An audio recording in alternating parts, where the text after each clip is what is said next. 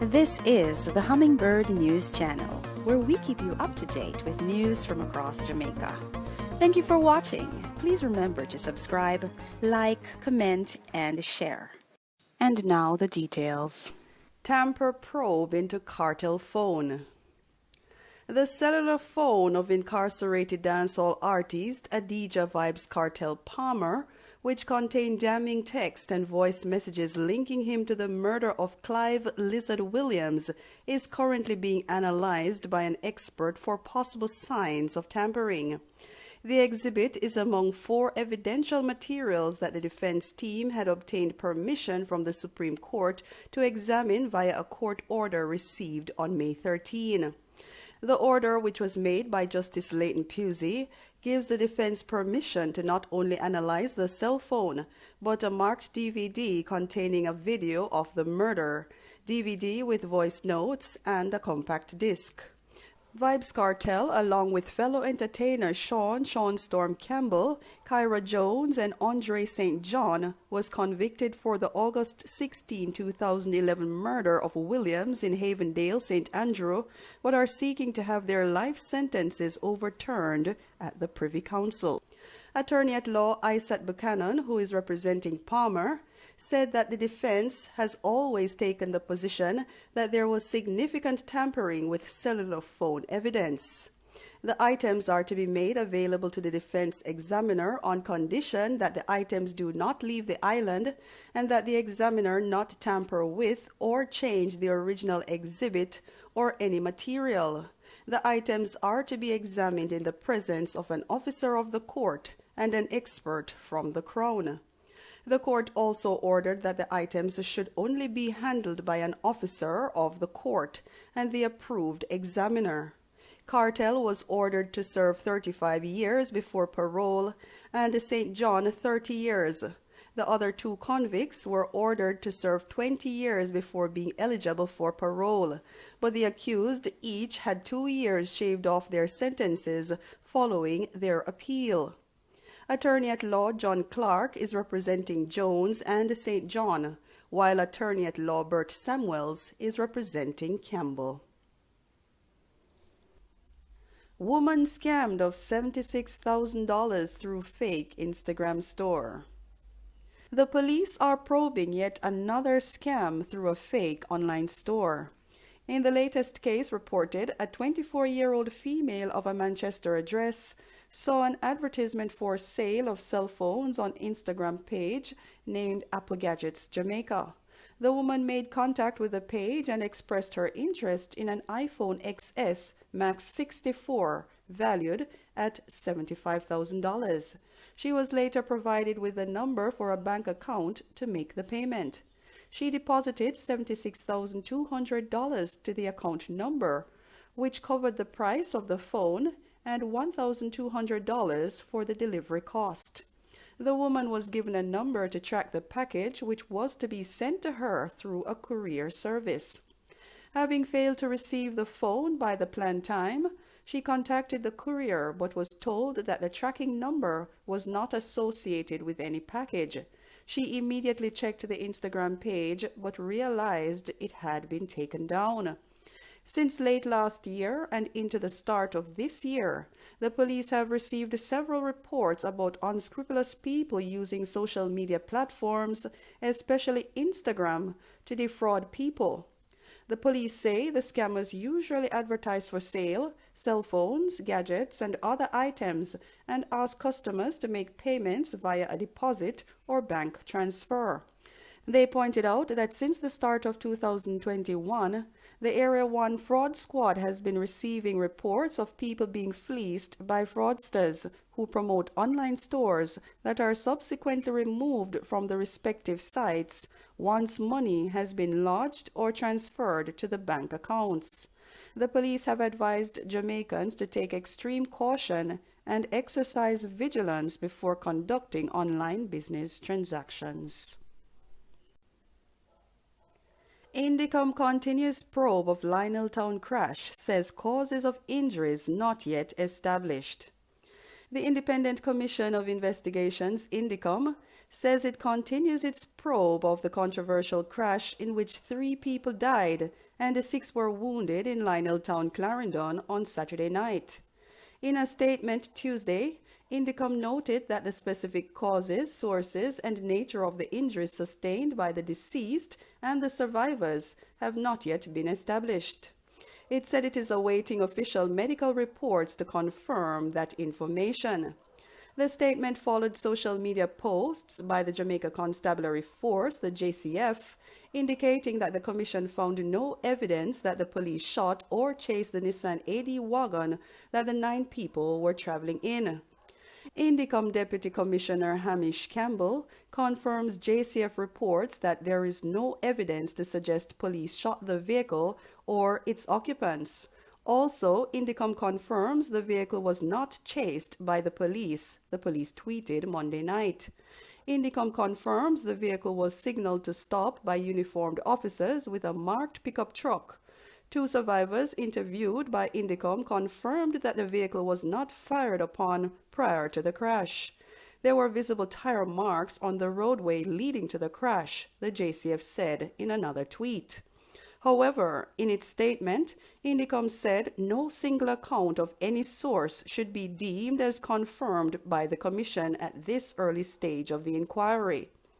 The Commission disclosed that in the initial accounts, the police officers provided to its investigators, at least 3 of the officers involved stated that they fired in the direction of the Nissan AD wagon after it crashed. During the preliminary examination of the Nissan AD wagon, a single projectile strike was identified at the left door frame. No firearm was reported as recovered from the scene, said Indicom. The Commission said its forensic examiners and investigators revisited the scene on Monday and collected additional ballistic exhibits which will be subject to examination by the government laboratory. It further outlined that its investigation aims to identify all officers involved in the incident, establish the actions taken by all police officers involved from the first sighting of the Nissan AD wagon to the collision site, assess all actions of the police officers upon their arrival at the collision scene, establish the cause of death of the 3 deceased men, which will be determined after a post-mortem examination, determine the specific causes for all injuries sustained by all 6 surviving persons. An examination by Indicom's forensic unit was conducted on 2 of the injured young men, and exhibits were photographed and collected. These exhibits include swabs for gunshot residue. Indicom is reassuring the public that a thorough investigation is being conducted, and this involves an assessment of all accounts provided from the occupants of the vehicle, from the officers involved in the incident, and also from eyewitnesses. The inquiry is complex, and the tragic loss of lives and serious injuries have understandably stirred public emotion. Indicom will continue to ensure that accurate information is provided to all concerned, especially to the families utilizing our family liaison officers, it added. Man shot and killed in St. Thomas. The police in St. Thomas are probing the shooting death of a man. He is 60-year-old Isaac Johnson, otherwise called Paul, and Froggist, a laborer of Fatstuff Lane in Trinityville. The police report that about 3:50 on Tuesday afternoon, Johnson was doing steel work in an open lot located on Anglican Lane in the community when he was attacked by unknown assailants. Cops at the nearby Trinityville police station were alerted by loud explosions and went to investigate. On their arrival, Johnson's body was seen with what appeared to be gunshot wounds to the head and upper body. Penwood senior teacher loses bid to challenge dismissal. Dismissed Penwood High School senior teacher Christopher Stevenson has failed in his bid in the Supreme Court to get leave to go to the Judicial Review Court to squash a decision of the Teachers' Appeal Tribunal. In March last year, the tribunal upheld the decision of the school's Board of Management to fire Stevenson from his post effective March 31, 2017. He was fired because of neglect of duty, but Stevenson contended in an affidavit filed in court that several breaches took place during the hearing. He contended also that the punishment handed down was excessive. One of the lawyers representing Stevenson said today that the legal team is contemplating taking the matter to a higher court.